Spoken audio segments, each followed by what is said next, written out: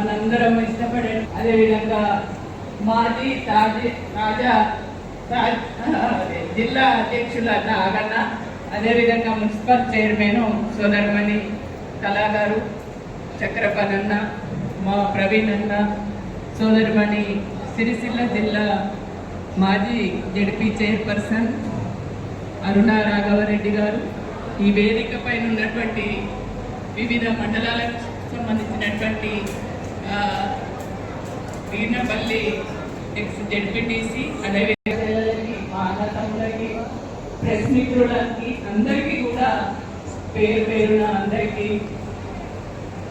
అభినందనలు, ధన్యవాదాలు తెలియజేస్తూ తెలంగాణ ఉద్యమ ఆవిర్భావ దినోత్సవ శుభాకాంక్షలు తెలియజేస్తున్నాను. ఇవాళ తెలంగాణ రాష్ట్ర ఆవిర్భావ దినోత్సవాలు వేడుకలు జరుపుకుంటున్నాయంటే, మనం జరుపుకుంటున్నామంటే దానికి ఒక చరిత్ర, త్యాగాలు ఉన్నాయి. అనేక మంది అమరులైనటువంటి, అదేవిధంగా గుండెని కళ్యాణ్ నిజంగా జిల్లా అధ్యక్షులు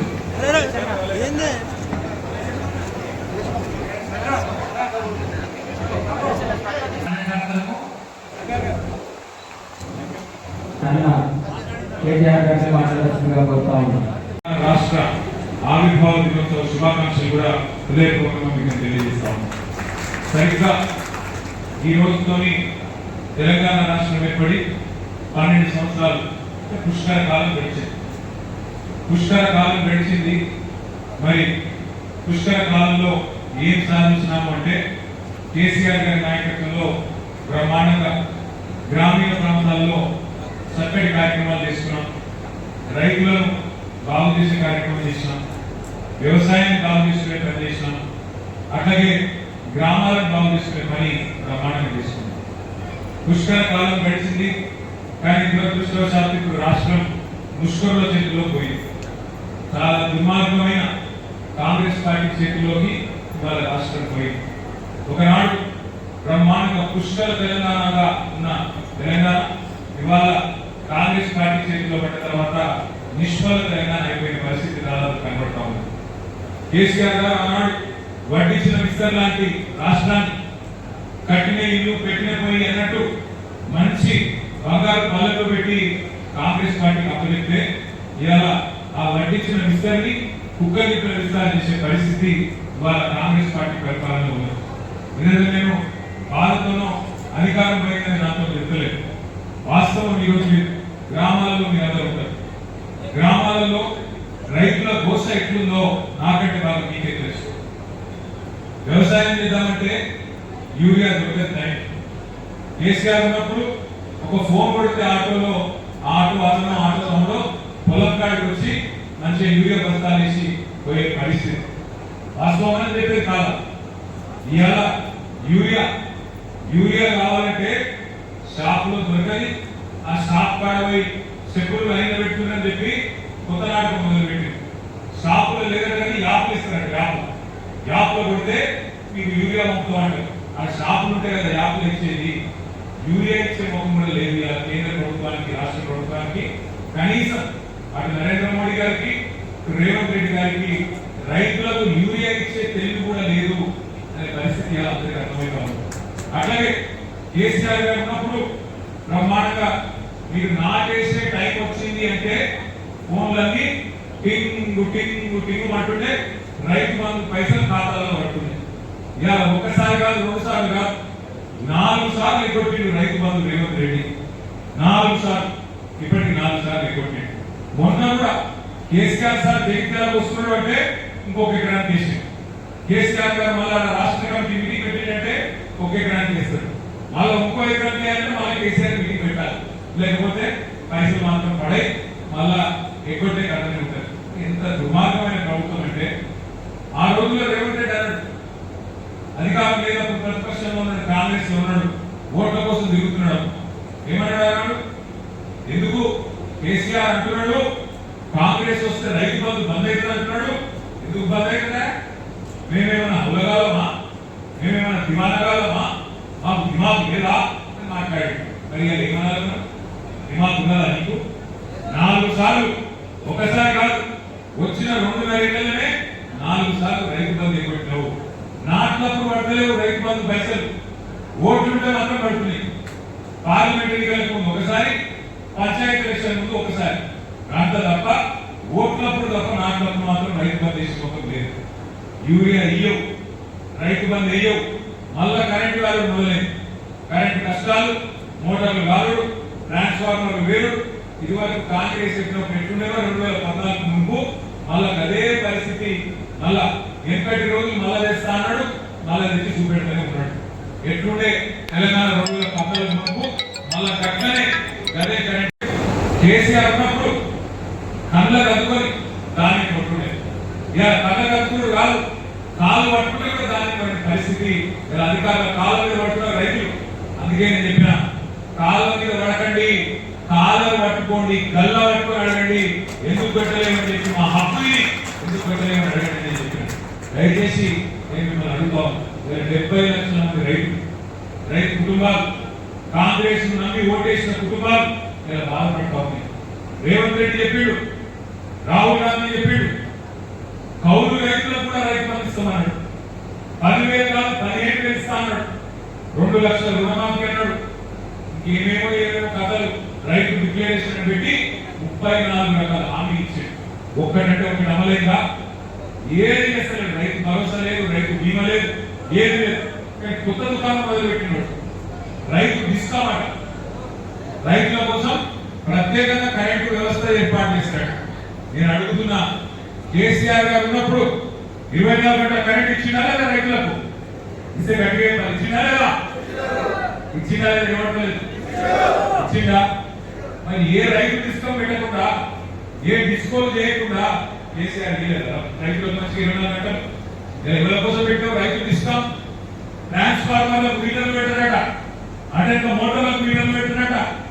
కానీ మళ్ళీ వీటికెళ్ళి రైతుల కోసమే పెట్టిన రైతు డిస్కౌంట్ అంటుండే. దేశంలో ఎక్కడ రైతు డిస్కౌంట్ తెలంగాణ ఎందుకు పెట్టున్నావు? ఎవరి కోసం పెట్టున్నావు? ఏ రైతు అడిగి నేను రైతు ఏమడుగుతాడు? యాడికెళ్ళి నాటికి 24 గంటల కరెంట్ ఇవ్వడు రైతు. కానీ రేవంత్ రెడ్డి మనసులో ఏముందో ఆయన ముఖ్యమంత్రి కాకపోతే అమెరికాలో చెప్పాడు. అమెరికాలో అక్కడ ఒక మీటింగ్ పెడితే రేవంత్ రెడ్డి పోయింది. ఆ రోజు చెప్పిన 24 గంటలు దండుగా రోజుకు 3 గంటలు కరెంట్ ఇస్తే చాలు, రోజుకు 3 గంటలు కరెంట్ ఇస్తే చాలు రైతుకు, అంతకంటే అవసరం లేదు అని రేవంత్ రెడ్డి స్వయంగా ఆ రోజు పిసిసి అధ్యక్షుడు హోదాలో చెప్పాడు. నిన్న కాకుండా రైతు డిస్కౌంట్ మీద పబ్లిక్ హియరింగ్ జరిగితే వ్యవసాయ కమిషన్ చైర్మన్ కోదండ రెడ్డి గారు, ఆయన రేవంత్ రెడ్డి నచ్చిన మాట, కాంగ్రెస్ పార్టీ పెద్ద మనిషి కోదండ రెడ్డి గారు ఆయన వచ్చి చెప్పి సేమ్ మాట చెప్పి 3 గంటలు కరెంట్ రాదు రైతులకు, ఎందుకు 24 గంటలు అని చెప్పి ఆయన కూడా మాట్లాడుతూ ఉన్నాడు. దీన్ని బట్టి ఏమర్థమవుతుంది మనకు? కేవలం రైతులను ముంచేందుకు, మోటార్లకు మీటర్లు పెట్టేందుకు, ట్రాన్స్ఫార్మర్లకు మీటర్లు పెట్టేందుకు, అల్టిమేట్ గా ఈ మొత్తాన్ని కూడా ప్రైవేట్ వాళ్ళకు అప్పచెప్పేందుకు, నష్టాలకు పోయిందని చెప్పి ప్రైవేట్ వాళ్ళకు అడ్డికి పావు షేర్ అమ్ముకునేందుకే ఈ తండబెట్టడం తప్ప, లేకపోతే కేసీఆర్ ఉన్నప్పుడు ఏ డిస్కౌంట్ లేదు, ఏ అవసరం లేదు. రైతుల గురించి నువ్వు చేసే డ్రామాలు లేదు. కేసీఆర్ గారు యూరియా టైంకి ఇచ్చిండు, రైతు బంధు టైంకి ఇచ్చిండు, బ్రహ్మాండంగా కరెంటు చక్కగా ఇచ్చిండు, నీళ్లు లేని తెలంగాణకు నీళ్లు తెచ్చిండు. మరి ఇన్ని చేసిన కేసీఆర్ గారు ఆ రోజు నీలాగా ఇవన్నీ చెప్పలేదే. ఆయన నా విలువ అడుగుతా ఉన్నా, నువ్వు చెప్పినావా? నీ 420 హామీలు 420 హామీలు ఇచ్చినావు కదా. ఆడవాళ్ళకు బంగారం ఇస్తాను, నెలకు 2,500 ఇస్తాను, చదువుకునే పిల్లలకు స్కూటీలు ఇస్తాను, మగ పిల్లల ఉద్యోగాలు లేని వాళ్ళందరికీ 4,000 రూపాయలు ఇస్తాను నెలకు. అట్లా 420 హామీలు ఇచ్చినావు. కానీ చెప్పినావు రైతు డిస్కౌంట్ పెట్టాలి, రైతులకు డిస్కౌంట్ పెట్టాలని మాటలు ఉన్నదా? మరి నేను అడుగుతా ఉన్నాయి కదా రేవంత్ రెడ్డి గారు, నీ ఉద్దేశం ఏంటి? రైతు డిస్కౌంట్ పెట్టి రైతు మేడకు ఉరిపెట్టుడు నీ ఉద్దేశమా? రేపటి రోజు రైతును ఖతం చేసుకుని నీ ఉద్దేశమా? లేకపోతే ఎట్లా నమ్మాలి నిన్ను? ధాన్యం కొనడట రైతు కోటీశ్వరుడు చేస్తాడట. ధాన్యం కొనే ముఖం లేదు నీకు, యూరియా ఇచ్చే తెలివి లేదు నీకు. నువ్వు రైతులు రాజు చేస్తా అంటే ఎవడు నమ్ముతాడు నీకు? ఇలా ఒక మాట మీరు ఆలోచన చేయండి. ప్రభుత్వం కొంటే క్వింటాల్ 2400 రూపాయలు ఇవ్వాలి. అందుకే ఏం చేసిండు? నిన్న 40 రోజులు ఎండబెట్టిన అక్కడ ఏం చేద్దాం? 60 రోజులు ఎండబెట్టి ఇక్కడ వాడగొడుతుందో ఏమవుతుందో ఎవరు పెట్టుకోవాలి బాధ అని చెప్పి బయట 1600, 1700, 1800 అమ్ముకున్నారు బయట. నేను చెప్పింది కరెక్టేనా కాదా? కరెక్టా కాదా? 8,500 కేంద్రాలు పెట్టిండు కేసీఆర్ గారు. కరోనా వచ్చినప్పుడు కూడా, కరోనా వస్తే కూడా ఊరూరుకు కొనుగోలు కేంద్రాలు పెట్టి ఈ కళ్ళకాటు వచ్చి కేసీఆర్ సార్ ఆ రోజు కొనుగోలు చేసింది మీ ధాన్యాన్ని. కానీ ఈ రేవంత్ రెడ్డి మక్కలు కొన్నాడు, ధాన్యం కొన్నాడు, వరి కొన్నాడు, వడ్లు కొన్నాడు, జొన్నలు కొన్నాడు, శనిగలు కొన్నాడు, ఏ పంట కొన్నాడు. మళ్ళీ నీకే డైలాగులు పెట్టిన పట్ల బోనస్ ఇస్తా, అసలే ఇవ్వకపోతే బోనస్ యాడికి ఇస్తావు, రైతు బంధు ఇవ్వవు, మద్దతుగా ఇవ్వవు, బోనస్ బోగస్ అయింది. అందుకే ఆలోచించి మనం ఎప్పుడైనా కూడా ఓటేయాలి. కేసీఆర్ గారు ముందే చెప్పిండు, మోసపోతే గోసపడతాం, ఒక తప్పు నిర్ణయం తీసుకుంటే 5 ఏళ్ళు బాధపడతాం, అన్న వస్త్రం కోసం పోతే ఉన్న వస్త్రం పోతుంది, జాగ్రత్త పైన అని చెప్పిండు. కొంతమంది విన్నారు, తెలిసిలో మీరు విన్నారు, నేను నన్ను గెలిపించు, నేను ఒప్పుకుంటా. కానీ పక్కన ఏనాడు ఇల్లే, మానకొండలో ఇల్లే, అవతల కామారెడ్డి ఇల్లే, ఇతర కృష్ణాబాద్ ఇల్లే. ఇలాంటి పాపానికి అది ఏమైంది? దేశమంతా వదిలించుకున్న దరిద్రం కాంగ్రెస్. దేశమంతా చీచి తూపు అంటుంది కాంగ్రెస్. దాన్ని తెచ్చి మళ్ళీ మన కంపెనీ నిలబెట్టుకుంది. ఏమైంది? ఇప్పుడు ఆ దరిద్రం తెచ్చుకున్న పాపానికి ఒక్క పని అయింది. కాంగ్రెస్ వచ్చినాక 2.5 ఏళ్ళ గుడ్డ పైస పని చేయలేదు. మనం మాట్లాడితే ఇందిరమ్మ రాజ్యం. ఏంటి ఇందిరమ్మ రాజ్యం అంటే ఇల్లు కొట్టుడా? ఏంటి ఇందిరమ్మ రాజ్యం అంటే ఇచ్చిన హామీలను ఎగ్గొట్టుడా? ఏంటి ఇందిరమ్మ రాజ్యం అంటే రైతులు సాగుకొట్టుడా? ఏంటి ఇందిరమ్మ రాజ్యం అంటే ఇవాళ దొంగ కేసులు పెట్టి మా నాయకులను కార్యకర్తలను వేధించుడా? ఏంటి ఇందిరమ్మ రాజ్యం అంటే? పరిపాలన శాతగాక రేవంత్ రెడ్డి కొత్త పనులు అనుకున్నాడు. వెంకటకి ఎవరో ముఖం బాగలేదు అర్థం వల్ల కొట్టినాడు. ముఖం బాగలేదు అర్థం వల్ల కొట్టారు. తల్లి ఎవరో నీ ఆ ముఖం పెట్టుకుంటే గట్ట చూపెడుతుంది అందరూ. నీ ముఖం బాగలేదు, నీ పరిపాలన శాత కాదు. ఏమంటాడు? కేసీఆర్ మొత్తం అప్లపాలు చేసిపోయి నేనేం చేయాలి? నేను ఒకటే అడుగుతున్నా. అవును, కేసీఆర్ అప్లపాలు చేసిందే అనుకుందాం, నువ్వు చెప్పిన అబద్ధం నిజమే అని ఒక నిమిషం అనుకుందాం. సరే, కేసీఆర్ అప్పు చేసి ఏం చేసిండు? 1,00,000 కోట్ల రూపాయలు పెట్టి కాళేశ్వరం అనే ప్రాజెక్టు కట్టి ఎక్కడో ఉండే గోదావరి సిరిసిల్ల దూరిపోతుందని తీసుకొచ్చింది. కేసీఆర్ అప్పు చేస్తే ఇవాళ మీకు తంగలపల్లి బ్రిడ్జ్ కింద సముద్రం వచ్చింది. కాళేశ్వరం ప్రాజెక్టు వచ్చిందా లేదా? ఈర్నపల్లి మండలానికి కూడా నీళ్లు రాబోతున్నాయి. మీ మానేరు అప్పర్ మానేరు బ్రహ్మాండ నిర్మాణ చెరువు ఇలా కలకలు ఆడుతున్నది. కేసీఆర్ అప్పు చేసి కాళేశ్వరం పెడితే నీళ్ళు వచ్చినాయి, గోదావరి నీళ్ళు వచ్చినాయి. కేసీఆర్ అప్పు చేసి కరెక్టే. 70 లక్షల మంది రైతుల ఖాతాల్లో 73,000 కోట్ల రూపాయలు వేసింది కేసీఆర్ అప్పు చేస్తే. రైతులకు అప్పు సప్పు చేసి మీ కాంగ్రెస్ కరెంట్ ఇయ్యక సాగబడితే కేసీఆర్ వచ్చినాక 6 నెలల లోపలనే బ్రహ్మాండంగా 1,00,000 కోట్ల రూపాయలు ఖర్చు పెట్టి 24 గంటలు ఉచిత కరెంట్ రైతులకు ఇచ్చిన నాయకుడు మొగోడు మొదగాడు కేసీఆర్. కేసీఆర్ అప్పు చేసిండు. 1000 గురుకుల పాఠశాలలు తెచ్చిండు కేసీఆర్. 6.5 లక్షల మంది పిల్లలు, ఎస్సీలు, ఎస్టీలు, బీసీలు, మైనారిటీలు, వాళ్ళందరికీ ఒక్కొక్క పిల్లల మీద ఒక్కొక్క పిల్లగాని మీద 1,20,000 రూపాయలు ఖర్చు పెట్టి వాళ్ళందరికీ మంచి చదువు చెప్పించిండు కేసీఆర్. అవును, కేసీఆర్ అప్పు చేసిండు. మరి చేసి 10 జిల్లాలు ఉన్న తెలంగాణ 33 జిల్లాలు చేసింది. రాజన్న సిరిసిల్ల జిల్లా ఒకనాడు తాలూకా కేంద్రాన్ని జిల్లా చేసిన మీ పక్కకి కలెక్టర్ కూర్చోబెట్టిండు, మీ పక్కకే ఎస్పీ కూర్చోబెట్టిండు, మీ జిల్లా అధికారులు తీసుకొచ్చి రాజన్న సిరిసిల్ల కూర్చోబెట్టిండు. అవును, కేసీఆర్ అప్పు చేసిండు. ఈయనపల్లిని మండల కేంద్రం చేసిండు, తాండాలను పంచాయతీలు చేసిండు, ఎక్కడి స్వయం పాలన అధికారులు అక్కడ ఇచ్చిండు.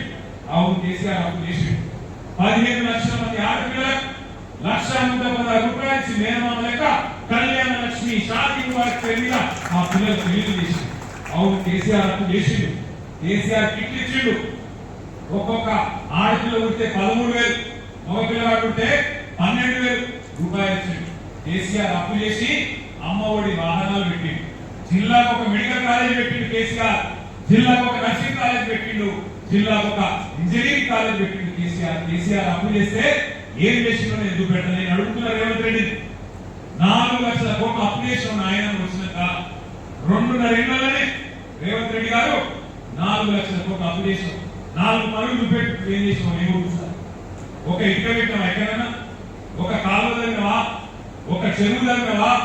పోయి పెన్షన్ డబల్ చేస్తాను, 2,000 4,000 చేస్తాను చేసినవా? మహిళలందరికీ 2,500 ఇస్తాను ఇచ్చినవా? లగ్గం చేసుకున్న పిల్లలకు తులం బంగారం ఇస్తాను ఇచ్చినవా? స్కూటీలు ఇస్తాను ఇచ్చినవా? విద్యా భరోసా కార్డులను ఇచ్చినవా? నెలకు 4,000 ఇస్తాను చదువుకున్న నిరుద్యోగులకు ఇచ్చినవా? ఏం చేసినావు? మరి ఏం చేసినావు అంటే నాకు తెలుసు. ఏం చేసినావు అంటే రేవంత్ రెడ్డి గారు రెగ్యులర్ సీఎం కాదు, రెగ్యులర్ సీఎం. నెలకు 2,000 చేసుకోవాలి. ఎట్లా నిర్ణయం తీసుకోవాలి? ఢిల్లీకి డబ్బు సందులు మోయాలి, ఆడ పైసలు కప్పం కట్టాలి, కడితేనే 2005 లేకపోతే కాదు. అందుకే రైతు బంధు బంద్ అయింది, రాహుల్ బంధు మాత్రం జోరుగా నడుస్తుంది. రాహుల్ గాంధీ ఖాతా మాత్రం టింగ్ టింగ్ టింగ్ టింగ్ అంటుంది. వేల కోట్ల రూపాయలు ఇక్కడ జరిగే దోపిడీ ఇలా మొత్తం రాహుల్ గాంధీ చేస్తున్నది, రైతులకు మాత్రం చేస్తున్నది. ధాన్యం కొనడానికి పైసలు లేవు, పేదవాళ్ళకు పెన్షన్ ఇస్తానికి పైసలు లేవు, అట్లాగే మహిళలకు 2500 ఇస్తానికి పైసలు లేవు, తులం బంగారం పెట్టడానికి పైసలు లేవు, బతుకమ్మ సీరియల్ ఇస్తానికి పైసలు లేవు, కేసీఆర్ కిట్లు ఇస్తానికి పైసలు లేవు, ఆఖరికి బడి పిల్లలకు భూ పెట్టడానికి పైసలు లేవు.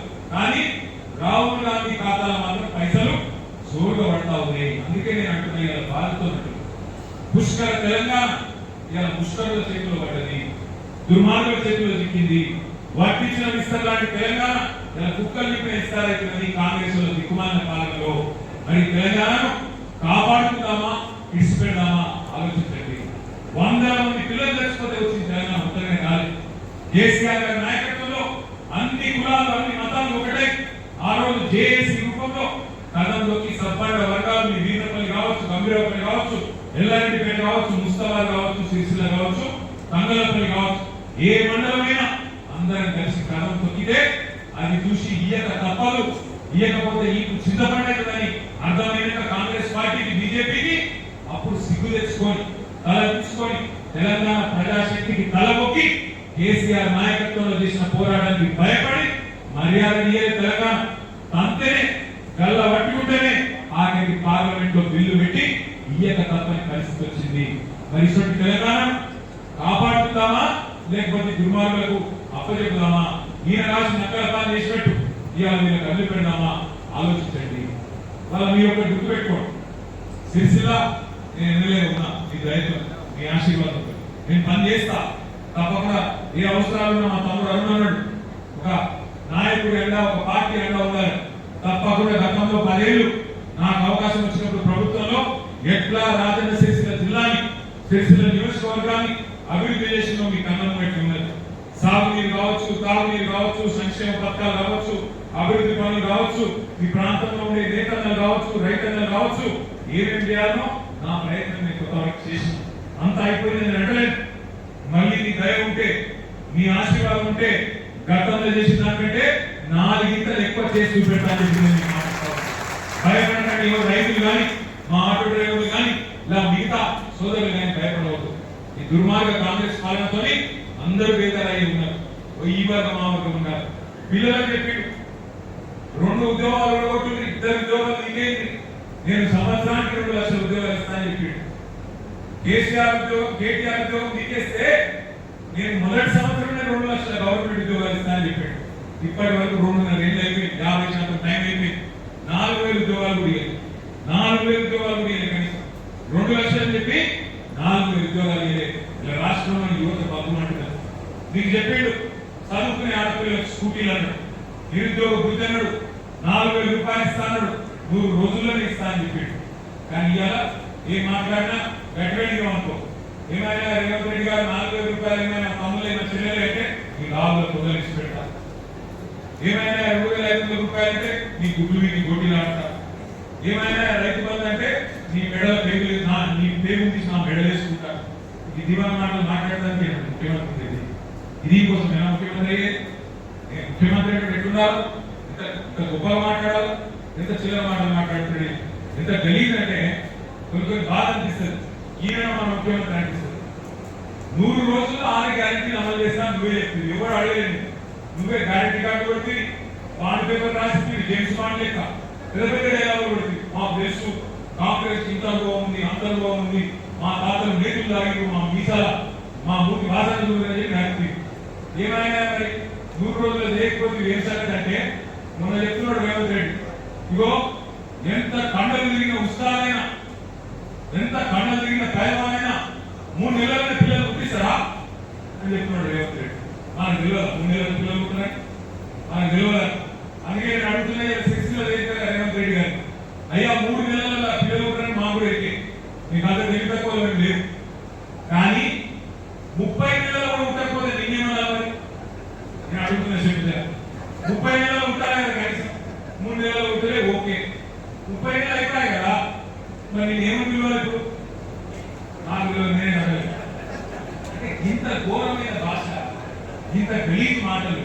ఇంత నీతి మాట సాధగా జరుగు చేసేవాళ్ళు మస్తు కేసీఆర్ సార్ మళ్ళీ వస్తారు 2022 బ్రహ్మాండంగా ఎట్లా నడపాలో చేసి చూపెట్టారు నీకు సాధగా జరుగు ఎట్లా రైతులను కాపాడుకోవాలి కేసీఆర్ తెలుసు నువ్వు దానికి నువ్వు కదా ఏం చెప్పినావు దళితులకు గిరిజనులకు కేసీఆర్ దళిత బంధు పెట్టి 10 లక్షలు ఇస్తున్నాడు నేను 12 లక్షలు ఇస్తానని చెప్పి మరి ఒక 12 పైసలు ఇచ్చినావు ఏమంటారు చూపెట్టవా ఒక్క పురుగు ఒక మనిషి ఎక్కడైనా 12 పైసలు ఇచ్చినాడు ఒక్క మనిషికి దిక్కులేదు ఇంకేమన్నా మాట్లాడితే ఇదైపోయింది అదైపోయింది చెప్పి మళ్ళీ కేసీఆర్ దిగుడు రెండు కేసులు పెట్టు ఇది కాదు వచ్చింది ఇవాళ చూసిన నేను ఆయన స్పీచ్ ఇవాళ ఆయన మన హైదరాబాద్ స్పీచ్ ఇస్తాను ముఖ్యమంత్రి ఇవాళ కూడా మళ్ళీ వేరే తిట్టదు అనుకో కేసీఆర్ ఇట్లా కేటీఆర్ అట్లా ఇంకా కేసీఆర్ కేటీఆర్ రెండు దగ్గర అయిపోయిన కూడా తీసుకుంటే ముఖ్యమంత్రి నువ్వా కేసీఆర్ కొద్దిగానే ఉండాలా లేదా అందుకే దయచేసి నేను కోరేది ఇలా ఎలక్షన్ రాగానే ఆగం కావద్దు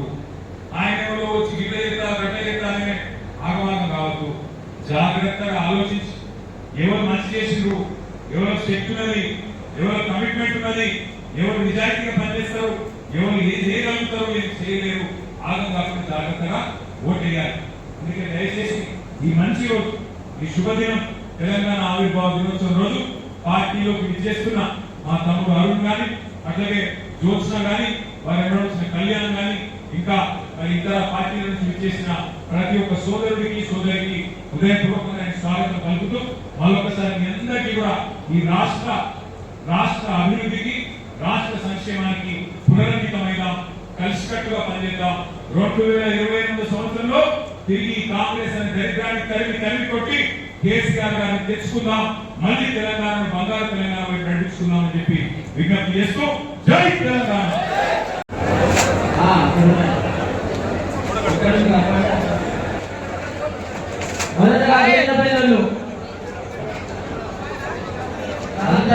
మల్లారం రాకేష్ మల్లారం సందీప్ రాహుల్ పసుల సాయి మునియ వంశీ భూస రాహుల్ మల్లారం కిరణ్ మానార చందు మల్లారం ప్రత్యయ వడ్లూరి రాజన్ బుక్కే జగన్ మధ్యమలకు సంబంధించి మాలో సాయి కుమార్ భట్టు అర్జున్ సాగర్ లింగం ముగలోల్ మాడుగుల చందు